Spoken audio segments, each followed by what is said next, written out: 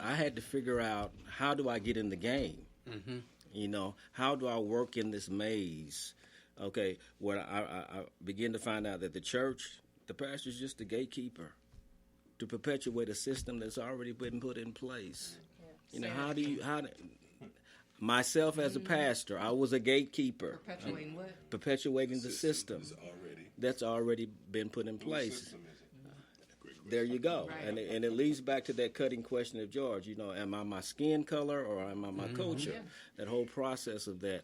But then my life work is been centered around integrating biblical narrative, church experiences, and what we call from a therapeutic approach, the language, integrating, marrying those two concepts together. And so when that young girl, if she come to me in 2000, what is this, 19?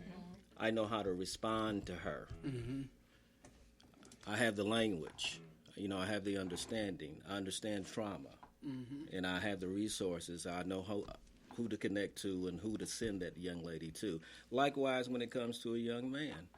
The reason why I stepped down from the church, because I felt that mental health approaches were more practical with the integration of spirituality. And so that's where we are right now today. And I can go into my work, but I'll let you go speak to that undoing racism piece. And so let me just take it back a little bit to go back to Brother Lamarcus's answer. And I just want to put it out here for you to see if you all get this. And I really appreciate your bravery in attempting to answer that question, because not everybody, it's a mind twister, right? Mm-hmm. And in the course of my work, I preface it by saying there's no right or wrong answers. Mm-hmm. It's only what you authentically believe, right? So you said I see myself as kind of both. I said I have a mixed view. A mix, yeah. Mm-hmm. You have a mixed view. And you said, I think I come across as black. I said according to Census Report, I come across as black. Now, I'm asking you a question of your identity. Mm-hmm. Does that sound like a statement of ownership or a statement of something happening to you? You guys are some serious unpackers. Yeah. But So, but I see, don't know, you're I not like the only that. guy, though. You're not the only guy. You represent a lot of the thought process about identity. And that's why I appreciate your bravery in doing that, because there's no shame in that, right? Because Yeah. you're not by yourself. No, I think honestly, I identify as black. Myself, sure, identify as a black man. But do I feel there are some gaps in space of my history, of my culture, where I'm from? I have done some brief history of my family, and I track it back to my grandfather in Coleman, Georgia, which is right outside of South Carolina. But I have not dug deep. But we're gonna go with your first answer, because typically your first answer is the right is the the answer, truth one? is the one that you really mean, right? Gotcha. If you have to go back and clean it up, okay, that's fine, understood. But typically your first knee-jerk, because your subconscious works faster Sure does. than your conscious. Stuff comes out. They call it the Freudian slip, right? Okay. Okay. Now, then you brought up critical race theory. Yes. Okay? And I'll just read what critical race theory is. It is it began as a theoretical movement within American law schools, but I'm trying to get to the definition. Hold on. Well, just to paraphrase it, because I had to look it up. It is, here it is. CRT recognizes that racism is ingrained, CRT, which is critical race theory, is ingrained in the fabric and system of the American society. Correct. So you had that term already in your conscience, right?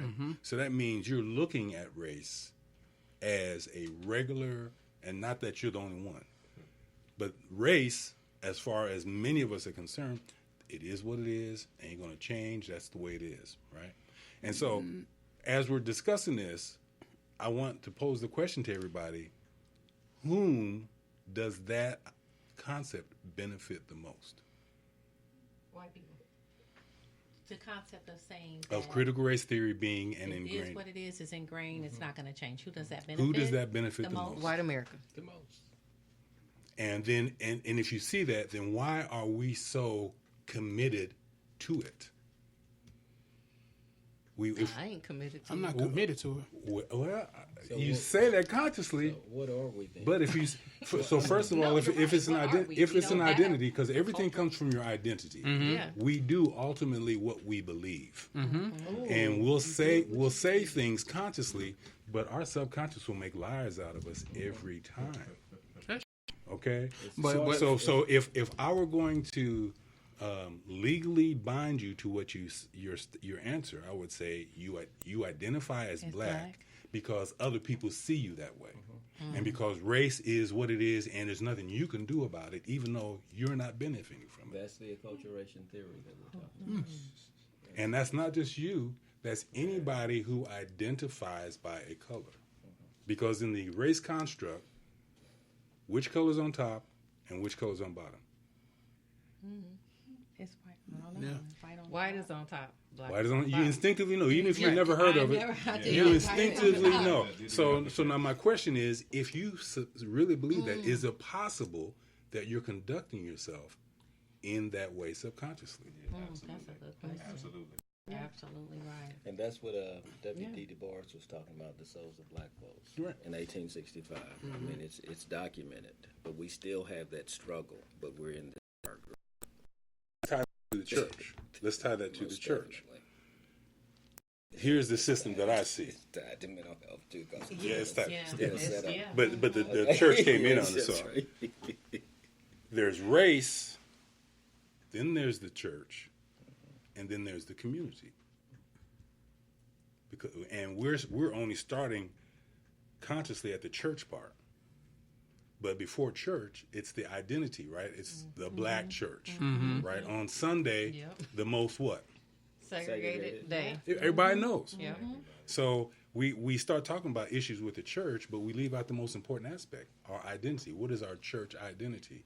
People, whenever you get in conversations of race, people will say, well, I'm a Christian, so racism is not going to bother me because I'm a Christian, right? Well, no, because how you identify individually is going to determine the way you interpret your own morality. Ooh, that's good. And what type of church you probably going to attend. Most definitely. Exactly. And not to make the show political, but this recent election, a lot of churches split up Sure did. because of that. Yep. A lot of churches had divided and reshifted. So race is front and center in this whole thing, but it's amazing because it's so normal, like critical race theory says, it's just a normal fabric. We'll talk about it and then we'll move on. Because what we've done is, racism is the problem. Nothing you can do about it. Okay, now let's move on over here. And then what do you happen? What you're doing is you're trying to. Albert Einstein's quote is, "In order to fix a problem,